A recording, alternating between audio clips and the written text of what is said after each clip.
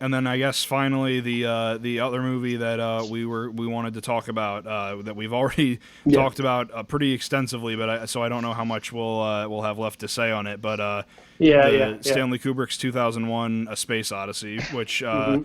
I don't remember. I don't know exactly where I'd place it. Probably around the same between the number 10 spot and the number 7 or 6 spot. But 2001: A Space Odyssey is definitely my favorite Stanley Kubrick movie.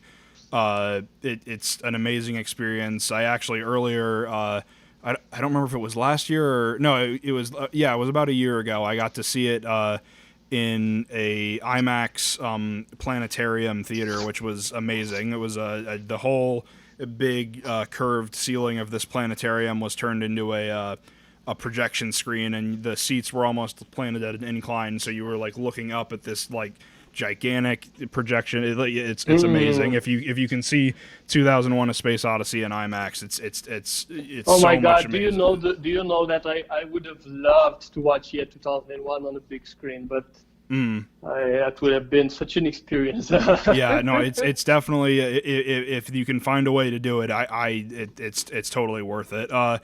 Big is the perfect word I would say for it. It's big in its ideas. It's big in its execution. It's honestly, I think, very game changing in terms of sci-fi. It's what inspired George Lucas to go out and make Star Wars to some extent in terms of the effects. It By the way, definitely. about Star Wars, this is like I think that's the sci-fi movie that I like the least. Oh, really? Literally, yes, like because I grew up with something that was 2001: A Space Odyssey in terms of sci-fi. You know, that was my connection, and everything was so realistic. You know, and there because I was into physics so much. You know, and everything was so mature. You know, talking about big things, and also the fact the space conditions, the way they were realistically reproduced, the way there was no sound in the scenes when they happen in space, there was no sound. You know, I was so fascinated Yeah. with that. Oh my God. And then everybody was talking about constantly hearing about Star Wars, Star Wars, Star Wars. And I finally saw Star Wars, but not as a kid. I saw it kind of much later, you know. Right. I saw Star Wars for the first time. And I was like, oh my God, so disappointed. I think I rated it 1 star on IMDb or something like that. It's like coming from that and seeing like the spaceships that make in space. I was like, what the fuck? What is sound? Where is sound coming from? Exactly. Star Wars is definitely not the movie you put on when you want to see realism in terms of Yes, exactly. in terms of Exactly. sci-fi. And later I heard some people that Star Wars is so good to be seen when you are a child. Actually, it works much better. Some people say than Yeah. when you are seeing for the first time as an adult. Probably, I don't know. As someone who's had that experience, I definitely agree. If you see Star Wars when you're like 6 or 7, it's definitely not as bothersome as when Yes, when you're an yes, and adult. I'm probably, yeah, exactly. But yeah, no, it's just I can't stress enough how influential 2001 is. It's just like in terms of the that was I had a class that it was a not necessarily like a graded class in high school. It was more like a club that would meet for like an hour each day, where we would watch scenes from great movies, and we would sort of critique them and analyze them and like talk about like what we thought about them. And this was the teacher who taught that class for me. This was hands down one of his favorite movies ever, and he would do like the whole year long he would gush about 2001, and he was like, oh, we're gonna have a solid like day where all we do is talk about 2001, and we'll talk about how like amazing the effects are and the monkey sequence and the music and all that. Like, so I had all of it hyped up for me, so I was like, okay, give me your best shot. How amazing can this movie be? And it's just, I don't know, it's something about every single time, like when we start off on the black screen with like those like disembodied like howling voices, and then the orchestra builds and you see the planets like rising against the sun. It's just Exactly, it's such a powerful exactly. experience. Exactly, like literally the first frame, which is something so simple, you know, that as you said, that planet rising, you know, or the sun rising. I forgot exactly. Yeah, but yeah, it's so impressive. Everything is so symmetric and perfect visually in that film, and makes sense, philosophically as well. Yeah, and that's definitely, it plays to Kubrick's strength, because he's very big on, and if you look at the cinematography in any of his other movies, a big thing is symmetry and sort of fluid motion and static shots. He's kind of got that down to a science, and I think it's very unique in here.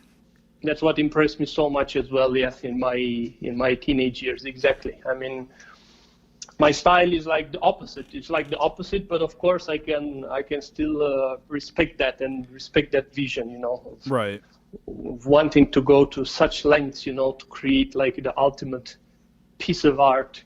I think in some ways you could almost argue that he created too perfect a piece of art, because I think that this spawned the whole this movie spawned the whole idea that he helped NASA to fake the moon landing. His effects and his filmmaking technique were so good, but yeah, it was definitely game changing. Sorry, say again about the moon landings. Oh, I didn't get it. You haven't. It's the whole conspiracy theory where. Yeah, I know the conspiracy theories. Yeah. I was just saying that it makes sense that his effects and his the way he executed the movie were so well done. You can almost believe why people would think that he had something to do with it. exactly. Yeah. But it's it's almost even too big to talk about, because I'm trying to think of like one particular element that I really enjoy about it, or like one scene that I like the most. But like it's really, the whole movie is just like kind of its own singular experience. Like people oftentimes will say that, oh yeah, the beginning is way too slow and the end is way too slow, but like the whole bit where they're in space and Hal is going crazy, that's the best part of the movie. But I think that it's kind of narrow-minded to view it like that. It is very much this like big long experience, and yeah, the part with HAL 9000 is definitely the most like linear in terms of story, but it all feeds one into the next, into the next, into the next. I think that from start to finish, it's a very very powerful story told in a very compelling and unique way. The most powerful moment in the film, in my opinion, is actually that shot when the old man, extends. I can talk about this movie so much. It's so much seen, and even if it's a small spoiler, I mean, it's a classical film, and it won't take from people's, because I think this is such a metaphysical film. It won't spoil. It won't spoil from your right. It won't take from people's ability to still enjoy this scene. So when the old guy is on the bed, and extends his hand, towards that stone, towards that black stone in the room, and then there is a cut with camera looking directly, at the stone, and we are that guy. Right. And then that movement. Oh my God! Even now I feel like having watery eyes, thinking when we are going and we are moving. So first we see this old man, and we empathize with him. It's like it's humankind. It's all of us. Yeah. It's us vulnerable. The way he is old, he's in bed. We are all vulnerable as creatures in this vast universe. And all of a sudden he sees that thing and he extends his hand. That is us, the human people, constantly searching for our way. Where do we come from? What is the meaning of life? What is the meaning of our existence? Constantly searching for an ideal which actually can never be touched in real life. That's why he extends vulnerable with his hand towards that stone, but he cannot, because he's old and he's in bed and he's vulnerable. He cannot move. He cannot reach that ideal. Right. And just like us, the humans, for centuries, all the philosophers, everybody tried to find the meaning of life, constantly trying to reach something which is at an infinite distance from us and we will never be able to reach, constantly finding, searching for the mystery of existence. And that's what the old guy, and then all of a sudden there is the cut. We become the old guy and this unthinkable happens. The camera moves towards that black thing. It's like we are actually becoming one with the big mysteries of life. And that's why religious people empathize so much with this movie, because when I was religious, oh my God, for me that was God, Right. Now when I'm no longer religious, to me, that is like, oh my God, this is the ultimate mystery of life. That is the essence of everything, like, and when the camera moves towards that thing, oh my God, you really feel like you become enlightened, you become Buddha or something. You literally touch God, you touch the ultimate mysteries of life. I think it's an unbelievably powerful scene. And it's in many ways that's what that whole movie is kind of building up towards. I think the big message is that there's just things out there that, whether it be that we'll never understand them or it's just impossible for us to understand them as we are now. It is a very like it kind of, like you said, it's a religious experience, but it kind of tries to address a lot of the religious aspects through the lens of science and like how you could rationally explain concepts like God and the meaning of life and the kind of infinite sense of time in the universe. And it's there's so many amazing things to infer in every little like camera movement and every little strange thing that they show. It's just there's so many layers to that film. Exactly. I mean, if we have to go into details, yes, it would like, I feel like, I would feel afraid to go into some of the details. It's like you will never finish, like exactly. Be able to talk about everything that there is there to be talked about. So I guess then, if people are interested, if our discussion on 2001 has intrigued you, then. I mean, first of all, it's a classic movie. You should definitely have seen it by now if you're listening to a movie-based podcast. But if you somehow haven't seen 2001: A Space Odyssey, you can rent it on YouTube Movies, Google Play, iTunes, Vudu, and Amazon Prime, all for the low price of $4. Again, definitely see it. Try and see it on. You probably can't see it on an IMAX screen, but definitely see it on as big a screen as you possibly can. The bigger the screen, the more scope your brain will try and process, and it's definitely a movie that demands to be seen on a large scale. But I guess my last question for you, in the vein of 2001, similar to my last question I had for you in the Blair Witch discussion, was have you seen the 2001 sequel that came out a decade later, I believe? I've seen scenes of it, not the entire movie, and I've read reviews and stuff. And again, it's not something I'm even interested in watching, because it's obviously a Hollywood production that wanted to cash on the creativity and success of the first film. So I'm not interested in something like that. Yeah, that same teacher that I mentioned earlier, whose favorite movie was 2001. I forget if it was after I had graduated or if it was during that class, but at some point I asked him, I was like, if you love 2001 so much, what do you think about the sequel that came out? And we were having a nice conversation. He was laughing and smiling, but as soon as I said, what do you think about that sequel that came out, his demeanor completely, like, he went like straight faced and he said, I don't talk about that movie. And we moved on. So that should be a good indication of whether or not you should see the sequel. It's 2001: A Space Odyssey it's a groundbreaking, amazing film. And one thing that I think it was Steven Spielberg said, because he and Kubrick were good friends in real life. The one thing that Spielberg always said was that he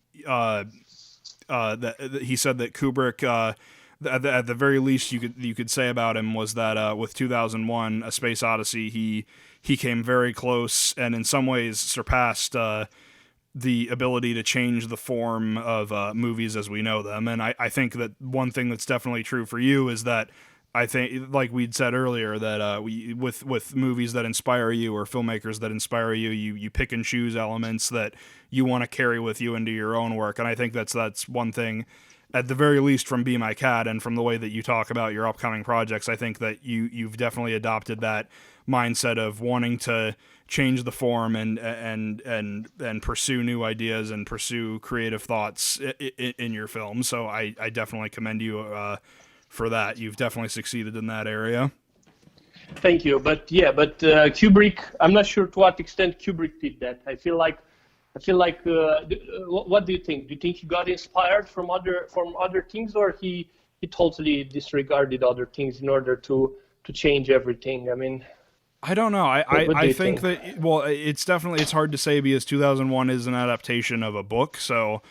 The book was written from what I know of, after the film, kind of. Huh. No. So the thing is this.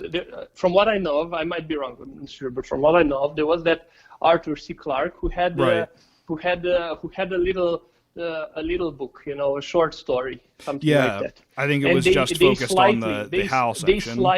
He slightly got inspired from that one in order to write 2001 of Odyssey together with Kubrick. Okay. And after that, he also wrote a book. Oh, okay. So practically the movie is not that much inspired from his initial little story. That was just kind of a spark, from what I understood, something like that. I think, but yeah, to answer your question, I think in that same interview where Spielberg was talking about Kubrick changing the form, Spielberg even asked Kubrick, he said, well, because Kubrick was always frustrated, from what I understand, he was frustrated with wanting to do groundbreaking things and wanting to make unique and movies unlike what was being made at the time. And Spielberg said, well, you surely changed the form with 2001. That's such a unique and out there and amazing experience. And Kubrick said, well, I came close with changing the form, but I never quite made it with 2001. I think 2001 is the closest I've come. So, but I think that also comes down to the subjectivity of like we as filmmakers can never really truly appreciate our art as an audience member because we understand all of the blood and the sweat and the tears that went into the making of it. So the meaning and the implications are kind of lost on us to an extent, but I think that ultimately what decides whether or not the form was changed or what kind of significance the film has does fall on the fact that how the audience perceives it. And I think by the simple fact that here we are over 50 years later still talking about how amazing this film is, I think that's a definite indicator that at the very least, he did come close to changing the form. I don't know for sure if he did, but I think it's a good indicator that he, like he said, he came close. Yes. I don't know what to say about this. Yeah. Hopefully, I don't know. I don't know if it's actually. Yeah. I'm. It's hard for me to understand actually what is, if it is valuable at the same time to change the form or. Actually, I think it's important to create. I think yes, to create something new, something that hasn't been done before. Yeah, and when creation is involved, probably also creating. I have a problem with the word form. I think that's why I kind of went down right now thinking of the word form. Because to me, form is something static. It's not something. It's not something lively, it's a form. I think I'm more into the process there than into the final result. Right. I'm a person who's so much into the process. I mean, we see similar problems when you look back in history. I mean, I don't know. I can talk a little bit about religion. Maybe there was a guy, I don't know, called Jesus, who had some great ideas, that were revolutionary, and they were contrary to he was kind of an anti-establishment person, what you would call today, and had some ideas that were against the establishment and all that. But once he died, people tried to, they put that into a form, they took that lively process, that spirit of being against the establishment, and they put it into a form, they put it into mathematics, into a book, and they say, oh, that is the solution, and that's it. But on the contrary, the solution was the process, the process of constantly fighting the system and the establishment and what there is, constant change, So practically the actual value is not actually reaching to a form that is different from the form before, not inventing a new form, but the constant process of constantly the form constantly changing, practically that's the masterpiece in the end.